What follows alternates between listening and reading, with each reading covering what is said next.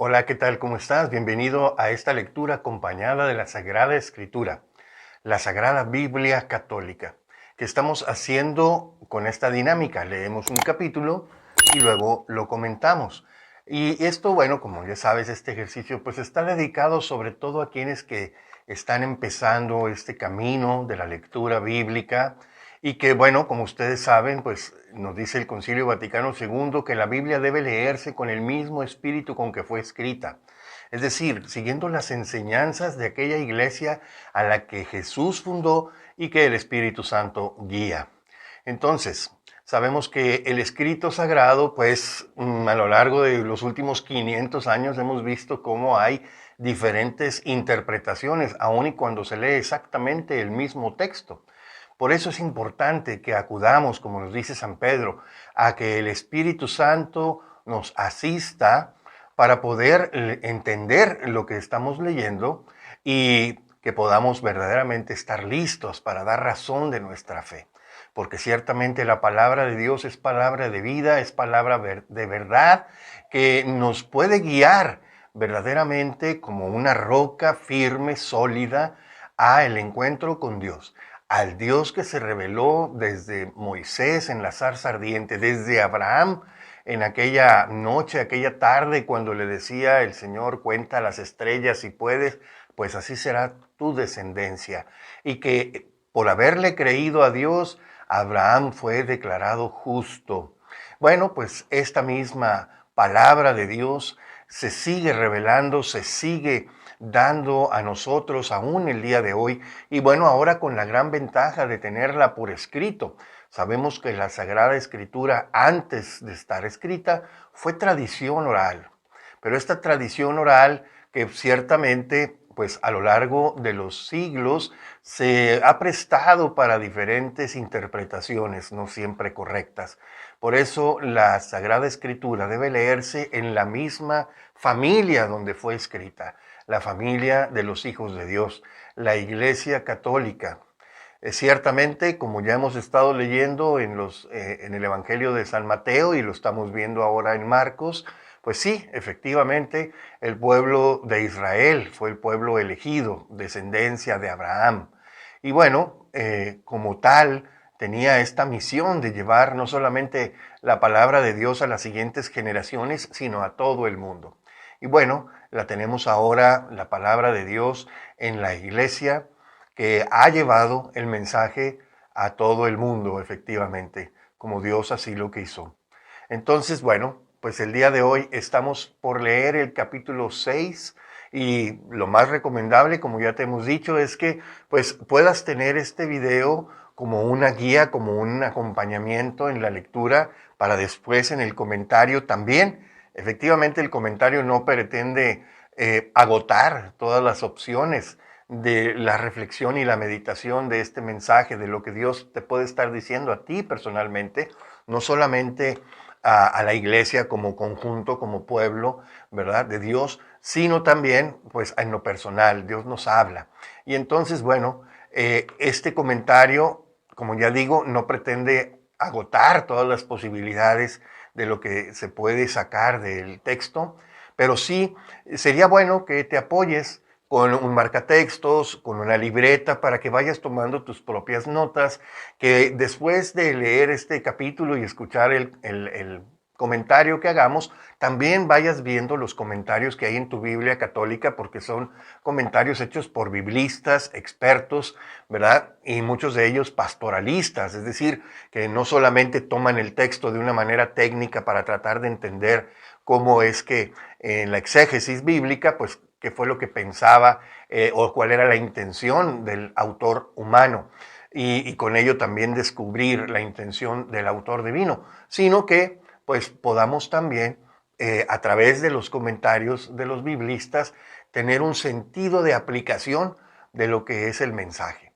Pues bien, sin mayor preámbulo, vamos a comenzar y para ello vamos a pedir la asistencia, como ya digo, del Espíritu Santo, el Espíritu que escribió la Biblia y que nos ayuda también ahora a comprenderla para que la hagamos vida, para que llevando el testimonio del mensaje podamos nosotros también, a nuestra vez, ser luz para los demás, ser un ejemplo para los demás. Tarea nada fácil, pero es a lo que nos llama el Señor, a que vayamos, como leímos al final del Evangelio según San Mateo, vayamos por el mundo, en este caso nuestra familia, nuestro entorno, ¿verdad? Y hagamos discípulos de Jesús. Bien, comenzamos.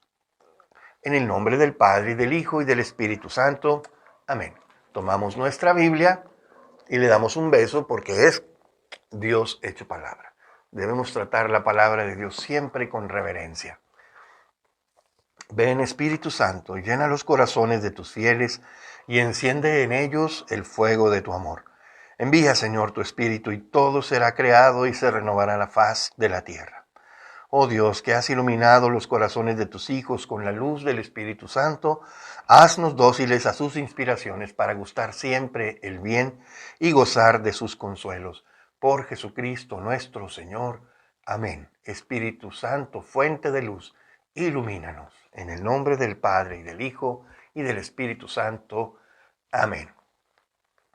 Evangelio de nuestro Señor Jesucristo según San Marcos, capítulo 6. Salió de allí y se fue a su pueblo acompañado de sus discípulos. Cuando llegó el sábado se puso a enseñar en la sinagoga. La muchedumbre que lo escuchaba estaba admirada y decía: ¿de dónde le viene a este todo esto? ¿Quién le ha dado esa sabiduría y esa capacidad de hacer milagros? ¿No es este el carpintero, el hijo de María, el hermano de Santiago, de José, de Judas y de Simón? ¿No viven sus hermanas aquí entre nosotros? Y los tenía desconcertados. Jesús les dijo: un profeta solo es despreciado en su tierra, entre sus parientes y entre los suyos, y no pudo hacer allí ningún milagro. Tan solo sanó a unos pocos enfermos, imponiéndoles las manos, y estaba sorprendido de su falta de fe. Jesús recorría los pueblos de alrededor, enseñando. Llamó a los 12 y comenzó a enviarlos de 2 en 2, dándoles poder sobre los espíritus impuros. Les ordenó que no tomaran nada para el camino, excepto un bastón, ni pan ni morral, ni dinero consigo, que llevaran sandalias, pero no 2 túnicas. Les dijo además: cuando entren en una casa, quédense en ella hasta que se vayan de aquel lugar. Si en algún sitio no los reciben ni los escuchan, váyanse de allí y sacudan el polvo de la planta de sus pies como testimonio contra ellos. Ellos salieron a predicar y exhortaban a la conversión, expulsaban muchos demonios, ungían con aceite a muchos enfermos y los sanaban. La fama de Jesús se había extendido y el rey Herodes oyó hablar de él. Unos decían que era Juan el Bautista resucitado de entre los muertos y que por eso actuaban en él poderes milagrosos. Otros, por el contrario, sostenían que era Elías, y otros que era un profeta como los antiguos profetas. Herodes, al oír todo esto, decía: ha resucitado Juan, a quien yo mandé que le cortaran la cabeza. Y es que Herodes había mandado arrestar a Juan y lo había encerrado en la cárcel por causa de Herodías, la mujer de su hermano Filipo, con quien él se había casado. Pues Juan le decía a Herodes: no te es lícito tener la mujer de tu hermano. Herodías odiaba a Juan y quería matarlo, pero no podía porque Herodes lo respetaba, sabiendo que era un hombre recto y santo, y lo protegía. Cuando lo oía, quedaba muy confundido, pero lo escuchaba con gusto. La oportunidad se presentó cuando Herodes, en su cumpleaños, ofrecía un banquete a sus dignatarios, a los oficiales y a los principales personajes de Galilea. Entró la hija de Herodías y danzó, gustando mucho a Herodes y a los invitados. El rey dijo entonces a la muchacha: pídeme lo que quieras y te lo daré. Y le juró una y otra vez: te daré lo que me pidas, aunque sea la mitad de mi reino. Ella fue y preguntó a su madre: ¿qué le pido? Su madre le contestó: la cabeza de Juan el Bautista. Ella regresó enseguida a toda prisa a la sala donde estaba el rey y le hizo esta petición: quiero que me des ahora mismo en una bandeja la cabeza de Juan el Bautista. El rey se entristeció mucho, pero a causa del juramento y de los invitados, no quiso contrariarla. Y sin perder tiempo envió a un guardia con la orden de traer la cabeza de Juan. El guardia fue, le cortó la cabeza en la cárcel, la trajo en una bandeja y se la entregó a la muchacha, y ella se la dio a su madre. Al enterarse sus discípulos, fueron a recoger el cadáver y le dieron sepultura. Los apóstoles se reunieron con Jesús y le contaron todo lo que habían hecho y enseñado. Él les dijo: vengan ustedes solos a un lugar deshabitado para descansar un poco, porque eran tantos los que iban y venían que no tenían ni tiempo para comer. Se fueron entonces en la barca, ellos solos, a un lugar deshabitado. Pero los vieron alejarse, y muchos, al reconocerlos, fueron allá por tierra desde todos los pueblos, llegando incluso antes que ellos. Al desembarcar vio Jesús un gran gentío. Sintió compasión de ellos, pues eran como ovejas sin pastor, y se puso a enseñarles muchas cosas. Como se hacía tarde, los discípulos se acercaron a decirle: el lugar está deshabitado y ya es muy tarde. Despídelos para que vayan a los poblados y aldeas de los alrededores y se compren algo de comer. Jesús les respondió: denles ustedes de comer. Ellos le contestaron: ¿dónde vamos a ir a comprar pan por valor de 200 denarios para darles de comer? Él les preguntó: ¿cuántos panes tienen? Vayan a ver. Cuando lo averiguaron, le dijeron: 5 panes y 2 peces. Jesús mandó que se sentaran todos por grupos sobre la hierba verde, y se sentaron por grupos de 100 y de 50. Él tomó entonces los 5 panes y los 2 peces, levantó los ojos al cielo, pronunció la bendición, partió los panes y se los fue dando a los discípulos para que los distribuyeran. Y también repartió los 2 peces entre todos. Comieron todos hasta hartarse, y con lo que sobró del pan y del pescado llenaron 12 canastas. Los que comieron los panes eran 5,000 hombres.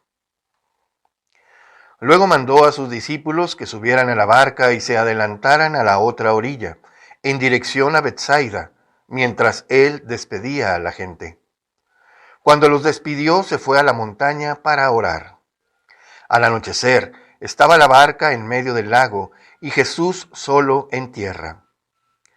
Viéndolos cansados de remar, ya que el viento les era contrario, se les acercó antes de la madrugada caminando sobre el lago. Hizo ademán de pasar de largo, pero ellos, al verlo caminar sobre el lago, creyeron que era un fantasma y se pusieron a gritar, porque todos lo habían visto y se habían asustado. Pero Jesús les habló inmediatamente y les dijo: ánimo, soy yo, no teman. Subió entonces con ellos a la barca y el viento amainó. Ellos quedaron más sorprendidos todavía, ya que no habían entendido lo de los panes, y su mente seguía cerrada.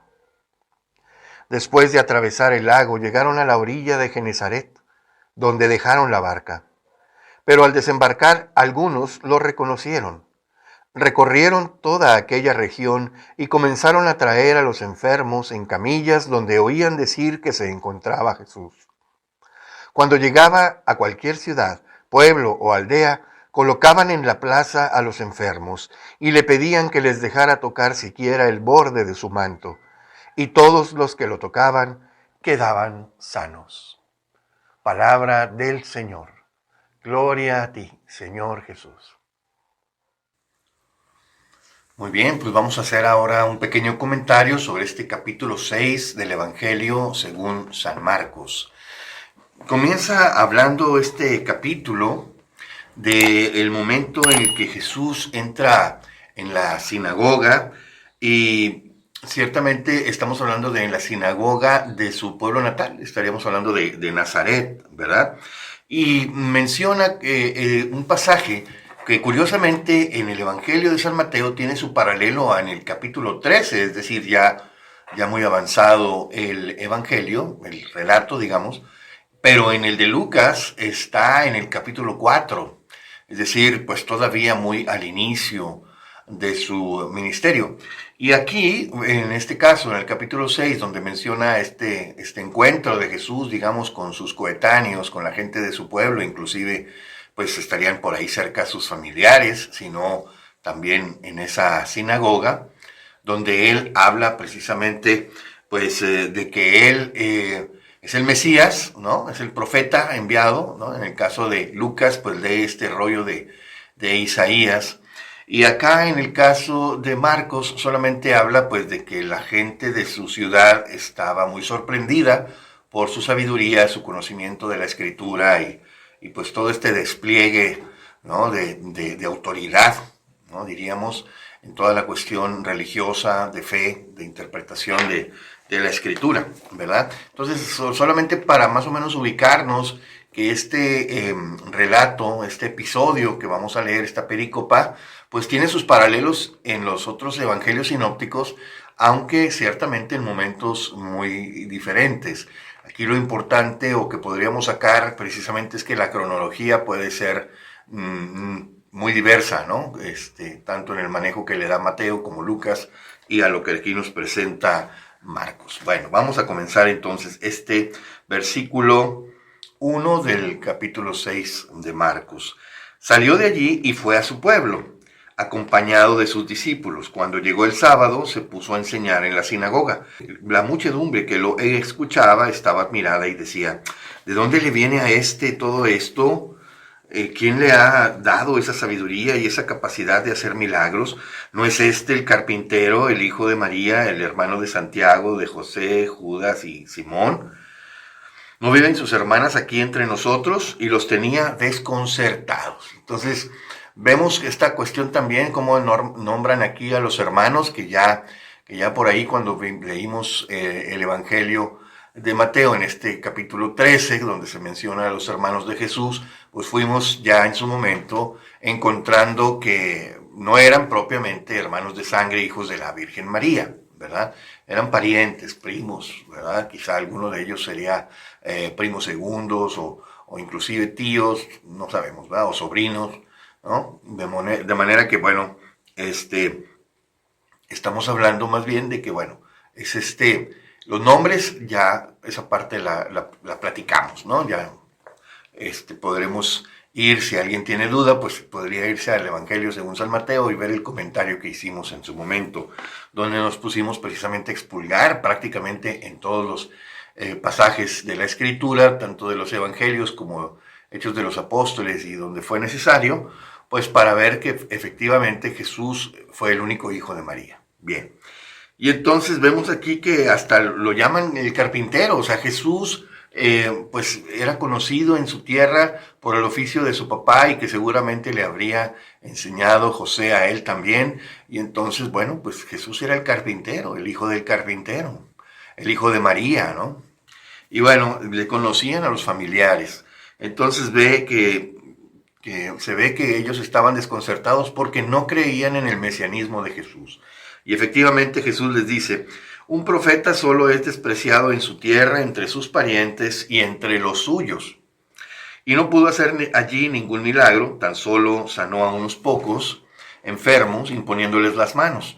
Y estaba sorprendido de su falta de fe. Aquí nos dice que Jesús mismo, ¿verdad? Humanamente estaba sorprendido de cómo quizá él, obviamente, pues habría sido de una niñez, pues normal, diríamos, para su época y en su pueblo, pero también daría muestras muy probablemente de una religiosidad pues sobresaliente, fuera de lo común, un poquito mayor del promedio, ¿no? Y bueno, efectivamente, entre sus discípulos había parientes de Jesús que lo seguían. Entonces, bueno, algunos quizá no tan cercanos, quizá no tan afines, y bueno, pues no creen en que Jesús sea el Mesías, ¿verdad? Jesús recorría los pueblos de alrededor enseñando, llamó a los 12 y comenzó a enviarlos de dos en dos. Aquí ya empieza a hablar rápidamente de cómo empieza Jesús a ensayar, ¿verdad?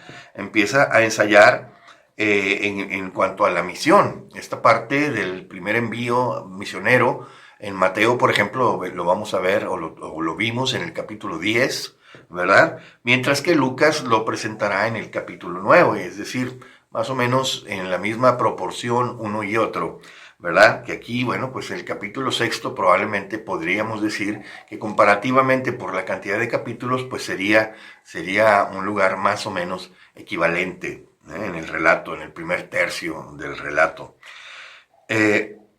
Comenzó a enviarlos de dos en dos, dándoles poder sobre los espíritus impuros. Les ordenó que no tomaran nada para el camino, excepto un bastón, ni pan, ni morral, ni dinero consigo, que llevaran sandalias, pero no dos túnicas. Les dijo además, cuando entren en una casa, quédense en ella hasta que se vayan de aquel lugar.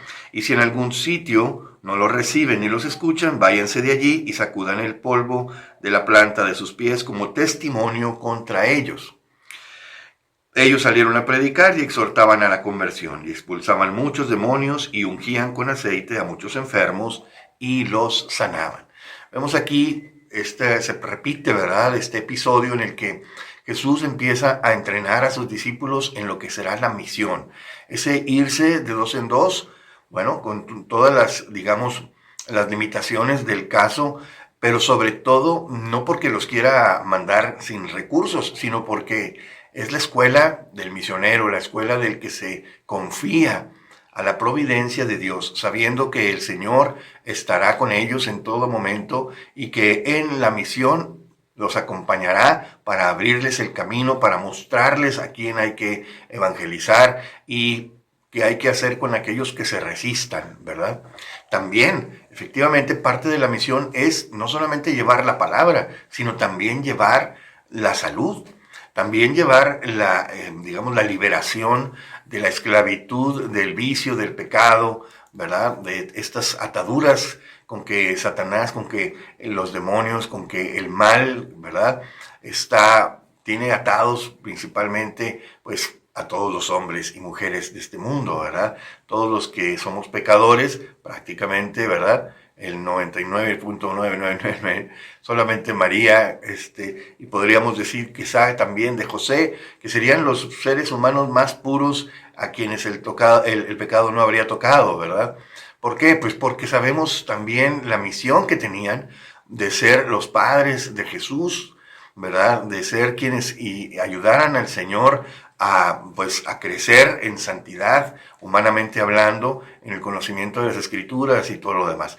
Entonces, ¿la misión en qué consiste? Consiste en llevar la palabra, en ser testigos del mensaje del Señor, pero también llevar la salud, llevar la sanidad y llevar también la liberación, ¿verdad? Como precisamente habla este capítulo del libro de Isaías, ¿verdad? Que abrió Jesús en la sinagoga y que en esa ocasión, pues se menciona, de acuerdo al Evangelio según San Lucas, pues toda esta presentación que hace Jesús de su mesianismo, pero también les hace ver que no es para sus coetáneos, no es para la gente de su tierra, de su casa, porque la tierra las personas de su tierra, de su casa, pues no creerán en que Jesús sea este enviado de Dios. No obstante, como ya dije, entre los 12 apóstoles hay algunos que eran, digamos, conocidos de la familia de María o de José, y que bueno, pues inclusive alguno podría ser un pariente por ahí lejano, ¿no? Como el Santiago, en este caso, el que le llaman Santiago el Menor, el hermano del Señor. Después dice, la fama de Jesús se había extendido y el rey Herodes oyó hablar de él. Unos decían que era Juan el Bautista resucitado de entre los muertos y que por eso actuaban en él poderes milagrosos. Otros, por el contrario, sostenían que era Elías y otros que era un profeta, como los antiguos profetas. Herodes, al oír todo esto, decía, ha resucitado Juan, a quien yo le mandé cortar la cabeza. Y es que Herodes había mandado arrestar a Juan y lo había encerrado en la cárcel por causa de Herodías, la mujer de su hermano Filipo, con quien él se había casado. Pues Juan le decía a Herodes, no te es lícito tener la mujer de tu hermano. Pues bien, vemos entonces aquí nuevamente este pasaje que sabemos que tiene su paralelo en el Evangelio según San Mateo, por ahí del capítulo 14, y donde vemos que la gente, siguiendo este plan de escritura que tiene Marcos, pues la gente sigue sin saber quién es Jesús. Recordemos que Marcos tiene este plan, digamos, redaccional en el que la primera parte del Evangelio es este drama de quién es Jesús, ¿verdad? Y entonces nos dice la gente, pues no estando muy lejos, piensa que es un profeta, no saben que es el profeta, como diría en San Lucas, ¿verdad? 4:12, donde habla de este envío, ¿verdad? Que menciona Isaías y que Jesús les dice, el día de hoy se ha cumplido este pasaje que acaban de escuchar.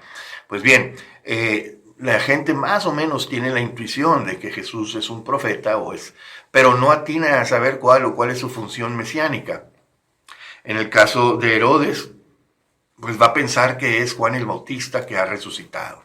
¿Por qué? Pues porque está también predicando con ese mismo eslogan, diríamos, con esa misma frase de arrepiéntanse y crean en el Evangelio.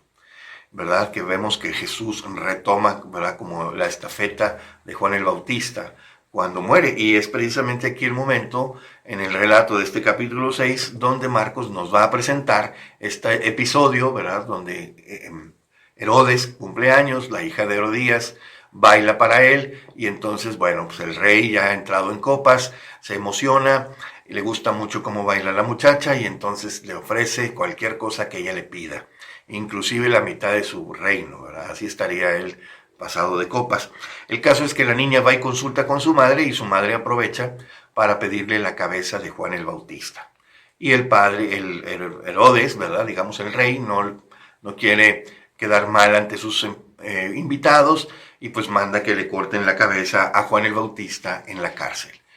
Entonces, este pasaje nos está mostrando, ¿verdad? Algo que es muy importante para los cristianos, ¿verdad? Para los seguidores de Jesús, ver cómo Juan el Bautista efectivamente cumple con esta misión de precursor, y llegado el momento en el que no es necesario más, ¿verdad? Para que no haya este conflicto entre los seguidores del Bautista y los seguidores de Jesús, porque recordemos también que llega a haber un momento en el que coexisten, ¿verdad? Entonces los seguidores de Juan el Bautista inclusive llegan a quejarse con Juan, diciéndole, oye, el que tú bautizaste el otro día ahora anda bautizando él también. Y creyendo que quizá Juan el Bautista se habría de molestar o proponerles alguna estrategia para anular el trabajo de Jesús y sus discípulos, pues les sorprende diciéndoles, conviene que él crezca y que yo disminuya. Eso está muy bien, ¿verdad? Porque no todos los seguidores del Bautista se fueron tras Jesús. Sabemos que al principio, bueno, solo unos cuantos, entre los cuales estaban Andrés y estaba Juan, que siguieron a Jesús cuando Juan el Bautista lo señaló diciendo, aquí va el Cordero de Dios. Y bueno, eso lo vamos a ver hasta el capítulo por ahí 2 o 3 del Evangelio según San Juan. Bien, entonces continuando, ¿verdad? Vemos aquí que se menciona este episodio donde los discípulos de Juan el Bautista, al enterarse de que Juan el Bautista había sido decapitado, muerto en la cárcel, fueron a recoger el cadáver y le dieron sepultura. Luego nos dice, los apóstoles se reunieron con Jesús y le contaron todo lo que habían hecho y enseñado cuando regresaron de esta primera misión a la que fueron enviados. Y él les dijo, vengan ustedes solos a un lugar deshabitado para descansar un poco, porque eran tantos los que iban y venían que no tenían ni tiempo para comer. Se fueron pues en la barca ellos solos a un lugar deshabitado, pero los vieron alejarse, y muchos al reconocerlos fueron allá por tierra desde todos los pueblos, llegando incluso antes que ellos. Al desembarcar vio Jesús un gran gentío, sintió compasión de ellos, pues eran como ovejas sin pastor, y se puso a enseñarles muchas cosas. Como se hacía tarde, los discípulos se acercaron a decirle, el lugar está ya deshabitado y ya es muy tarde. Despídelos para que vayan a los poblados y aldeas de los alrededores y se compren algo de comer. Jesús les respondió, denles ustedes de comer. Imagínense, ante esta situación, estamos hablando de un gentío que eran más de 5,000 hombres, entre hombres y mujeres y niños probablemente, pues serían alrededor de unos 10,000, 12,000, quizá un poco más de personas. Entonces es un gentío verdaderamente importante para darle de comer a todos. Pues sí, precisamente le contestan a Jesús, ¿dónde vamos a ir a comprar pan por valor de unos 200 denarios para darles de comer? Y Jesús les preguntó, ¿cuántos panes tienen? Vayan a ver. Cuando lo averiguaron, le dijeron, 5 panes y 2 peces. Imaginen ustedes, fueron ellos a preguntar a la gente, fueron ellos a checar en su grupo de discípulos y vieron que solamente había 5 panes y 2 peces para más de 5,000 personas. Más de 5,000 personas. Probablemente ir a preguntar, pues no alcanzaron a preguntarle a las 5,000, pero ciertamente, pues se dieron cuenta de que muchos no tenían que comer y por eso Jesús se preocupa del gentío, ¿verdad? Esto es importante porque nos está obviamente preparando para la primera multiplicación de los panes.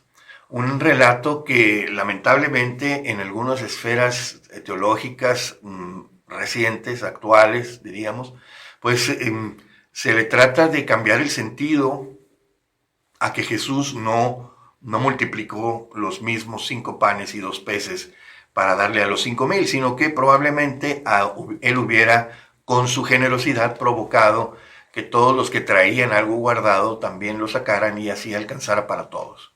Si bien es cierto que podría haber sido algo así, pues no es lo que dice el relato. El relato dice otra cosa muy claramente. Jesús mandó que se sentaran todos por grupos sobre la hierba verde y se sentaron por grupos de 100 y de 50. Imaginen ustedes, ¿verdad? Sentar a más de 10,000 personas en grupos de 10 y de 50. Tan solo el organizar aquella escena, hubiera sido algo que les tomaría varios minutos, quizá media hora o más. El caso es que una vez que organizan, dice, entonces él tomó los 5 panes y los 2 peces, levantó los ojos al cielo y pronunció la bendición. Partió los panes y se los fue dando a los discípulos para que los repartieran. Es decir, aquí lo que está diciendo el relato es que todos los panes y peces que se comieron en ese lugar fueron tocados por Jesús. Jesús era el que los partía y se los daba a los discípulos para que los repartieran. Entonces, no hay lugar a otro tipo de interpretación. Jesús multiplicó los panes con su poder, con la virtud que él tenía como hijo de Dios, pero también por su oración, por esta capacidad que él tenía de gozar del apoyo del Padre y de sus ángeles, para que en todo lo que él necesitara, él fuera socorrido. Y bien, aquí dice, comieron todos hasta hartarse, y con lo que sobró del pan y del pescado, llenaron 12 canastas. Los que comieron los panes eran 5,000 hombres. Y como ya les digo, bueno, pues en este episodio seguramente no iban solamente varones. Muy probablemente irían, como en la mayoría de los casos donde hay un evento religioso, pues las mujeres se hacen presentes y por números muy superiores a los hombres. Y bueno, en el caso también de las mujeres, quizá algunas llevarían pues a sus niños que estuvieran enfermos o pues con quien los dejo, pues me los llevo y bueno, este tipo de situaciones se pudieron haber dado. Por eso hablamos de que si aquí dice que son 5,000 hombres, pues mínimo contando mujeres y niños podrían haber sido más de 10,000, ¿verdad? Todos los que comieron. Luego mandó a sus discípulos que subieran a la barca y se adelantaran a la otra orilla en dirección a Betsaida, mientras él despedía a la gente. Cuando los despidió, se fue a la montaña a orar. Jesús se separa de sus discípulos, busca él este momento que siempre necesita para hacer oración. Todos necesitamos, con este ejemplo de Jesús lo podemos ver, necesitamos retirarnos. Por eso le llamamos a estos tiempos de oración en los que dejamos nuestra actividad normal de todos los días y nos vamos quizá a unas cabañas o nos vamos a un rancho o nos vamos a algún otro lugar, ¿verdad? En la campiña, para alejarnos del bullicio de la ciudad o de las actividades rutinarias que realizamos, para poder tener este encuentro con Dios. Es decir, fabricar, digamos, este desierto, ¿verdad? Diríamos, entre comillas, alejarnos, para tener ese momento a solas con Dios. Jesús mismo lo necesitó y lo buscó.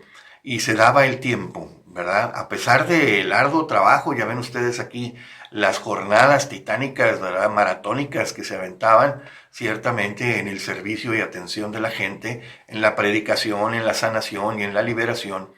Pues vemos también que Jesús entonces va y le roba un tiempo al descanso, manda a sus discípulos por delante para que vayan a la otra orilla y él se va a la montaña a orar. Recordemos que en este espacio teológico también aparece la montaña como el momento del encuentro del hombre con Dios, como el encuentro de Moisés con Dios, donde Dios le da a Moisés las instrucciones para estar con el pueblo, le da las tablas de la ley.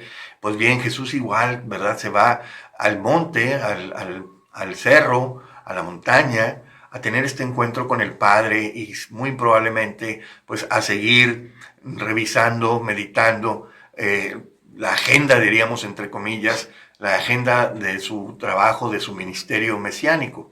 Y entonces, bueno, Jesús se va a este lugar solitario mientras los discípulos avanzan en la barca hacia el otro lado, hacia la otra orilla. Viéndolos cansados de remar, ya que el viento les era contrario, se les acercó antes de la madrugada caminando sobre el lago. Hizo ademán de pasar de largo, pero ellos, al verlo caminar sobre el lago, creyeron que era un fantasma y se pusieron a gritar. Porque todos lo habían visto y se habían asustado, pero Jesús les habló inmediatamente y les dijo: ánimo, soy yo, no teman. Subió entonces con ellos a la barca y el viento amainó. Ellos quedaron más sorprendidos todavía, ya que no habían entendido lo de los panes y su mente seguía cerrada. ¿Por qué Jesús caminó delante de sus discípulos, caminó sobre las aguas? Digo, es algo que nos puede llamar la atención. ¿Qué razón tendría Jesús para hacer semejante despliegue de poder, de virtud y de capacidad sobrenatural, diríamos? Bueno, por un lado nos recuerda, como dice el Génesis, en el capítulo 1, prácticamente debe ser el verso 1 o 2, lo podemos checar, que dice precisamente que al principio creó Dios todo, ¿verdad? Y dice que al principio creó Dios el cielo y la tierra. Y dice el versículo 2, la tierra era una soledad caótica y las tinieblas cubrían el abismo, mientras el Espíritu de Dios aleteaba sobre las aguas. Las aguas, la oscuridad, ¿verdad? El mar tenían esta connotación de, digamos, un poder superior al que no era fácil, digamos, controlar y al que el hombre tenía que sortear con sus habilidades, ¿verdad? Salir al mar, bueno, pues el hombre, la mujer, ¿verdad? La humanidad, no somos seres creados para vivir en el agua, ¿verdad? Como los peces, los delfines, las ballenas. Y entonces, bueno, efectivamente el hombre en el mar se siente vulnerable. Y bueno, esta zona, esta área de vulnerabilidad, así como el Espíritu de Dios se cernía sobre las aguas, aleteaba sobre las aguas, porque su poder es superior, está muy por encima del caos, muy por encima del mal, muy por encima de la oscuridad, ¿verdad? Jesús igual le muestra con esto a los discípulos que Él está por encima de la oscuridad, del mar, de la tempestad y de todos los elementos. Les está dando este mensaje que Él es Dios. Claro, ellos sorprendidos, diríamos ahora sacados de onda, ¿verdad? Porque no se esperan aquello. Inclusive llegan a pensar que Jesús es un fantasma y pues se llenan de terror, ¿verdad? Siendo ellos hombres, digamos, de mar, digo, había ahí entre ellos, seguramente eran los que se encargaban en cada travesía, Pedro, Juan, Santiago, Andrés, los que sabían de esta cuestión de las barcas, de la pesca, ¿verdad? Sabrían cómo en un momento dado sortear estas situaciones. Y ellos también están sorprendidos y ciertamente han estado luchando contra los elementos porque, como dice aquí, tenían el viento contrario. Y es que así es la barca de la iglesia. La iglesia es la barca de Cristo, la barca de Pedro, donde va avanzando a lo largo de las edades, diríamos, va avanzando a lo largo y ancho de los siglos, encontrando siempre el rechazo, igual que Jesús, yendo siempre contracorriente. Y Jesús se aparece a ellos, llega a ellos, porque el Señor siempre está con su iglesia, el Señor siempre está con sus discípulos para apoyarlos. Pero ciertamente, bueno, pues ellos no se esperaban esta demostración de autoridad y poder sobre los elementos, y entonces están llenos de temor. Dice, subió entonces con ellos a la barca y el viento amainó. Ellos quedaron más sorprendidos todavía, ya que no habían entendido lo de los panes y su mente seguía cerrada. Entonces el viento amainó. En esta perícopa, en este episodio que nos narra Jesús caminando sobre las aguas, ¿verdad? Y que tiene también por ahí sus paralelos en Mateo 14 y en Juan 6, ¿verdad? Vamos a ver que hay algunos detalles que cambian. En el caso, por ejemplo, de aquí de Marcos, nos dice que Jesús subió a la barca y entonces al subirse el viento amainó. En el caso de Mateo nos va a decir que llega él, sube a la barca y él le dice al lago, ¿verdad? Y a los vientos, cállate, enmudece, y todo aquello se pone calmo, ¿verdad? Y en el caso de Juan, San Juan, es algo bien interesante porque en este caso, en el caso de San Juan, como vamos a ver en el capítulo 6, cuando lo leamos, pues Jesús ni siquiera alcanza a subirse a la barca. Cuando él finalmente, ¿verdad?, ya se va a subir a la barca, pues resulta que tocan tierra. Y ellos ya, digamos, se acabó el problema, se acabó el peligro, porque Jesús está presente con ellos, ¿verdad? Jesús hace un despliegue, una presentación de su poder, de su autoridad, para darles a los discípulos esta sensación de seguridad. Estando con el Señor, no hay nada, absolutamente nada que temer. Y bien, ciertamente como personas humanas, bueno, tendremos esta sensación de ansiedad, ¿verdad? Ante lo desconocido, ante el peligro, ante el riesgo, pero debemos aprender a confiar en Dios.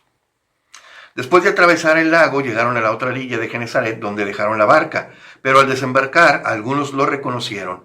Recorrieron toda aquella región y comenzaron a traer a los enfermos en camillas, donde oían decir que se encontraba Jesús. Jesús en este momento ya es prácticamente acosado por todos lados, porque ya su fama es total, ¿no? En todas partes lo conocen, inclusive lo reconocen, ¿verdad? Aún de lejos, y entonces, pues bueno, quizá por el típico tumulto que siempre lo acompañaba, o los discípulos, ¿verdad? Y los apóstoles que andaban con él para todas partes.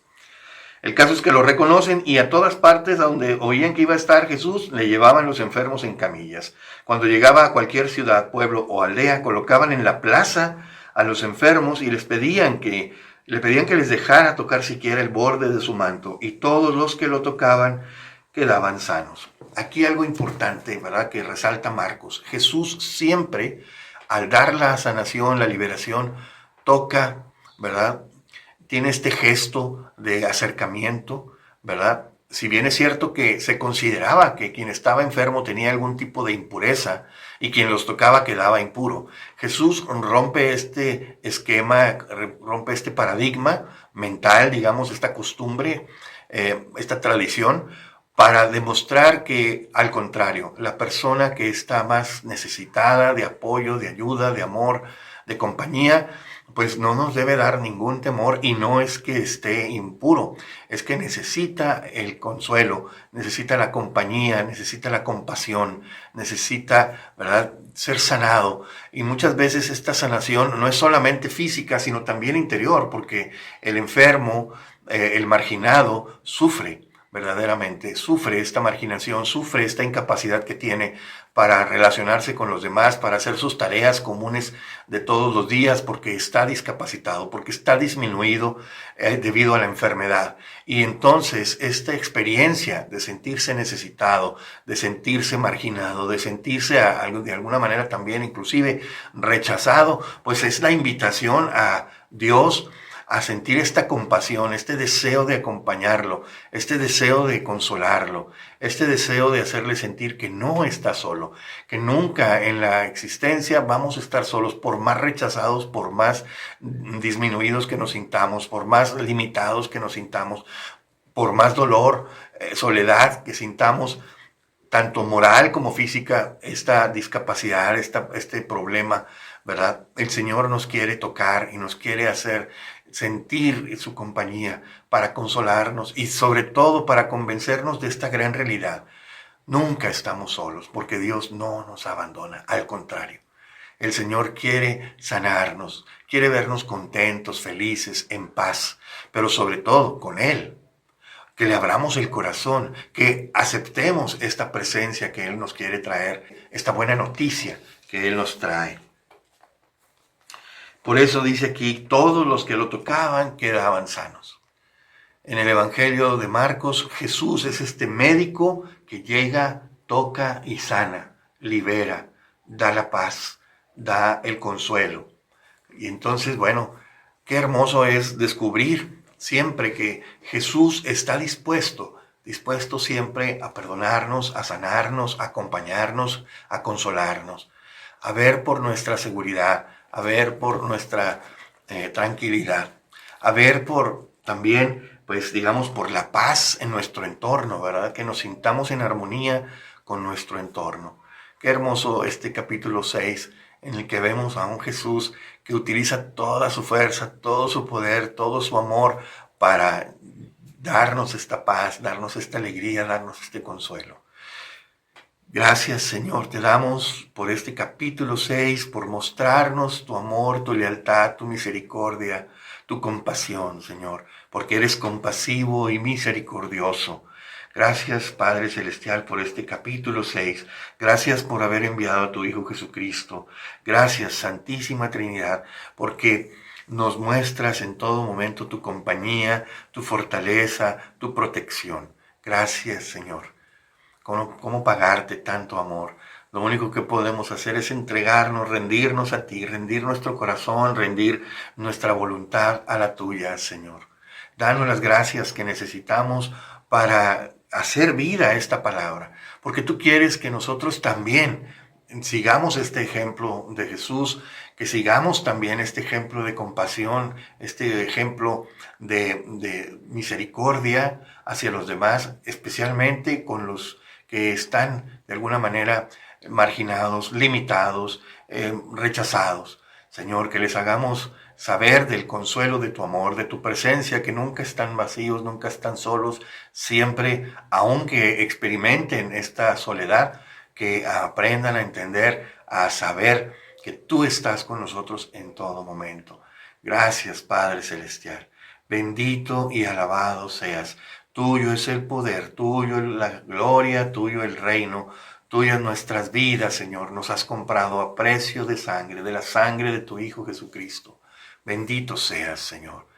Bendito seas. Danos las gracias que necesitamos para dar este ejemplo también en nuestra casa, nuestras familias primeramente, donde ciertamente nos enfrentaremos quizá a un rechazo o a una incredulidad, pero que vean congruencia en el cambio que tú has hecho en nuestros corazones y que lo podamos llevar a los demás.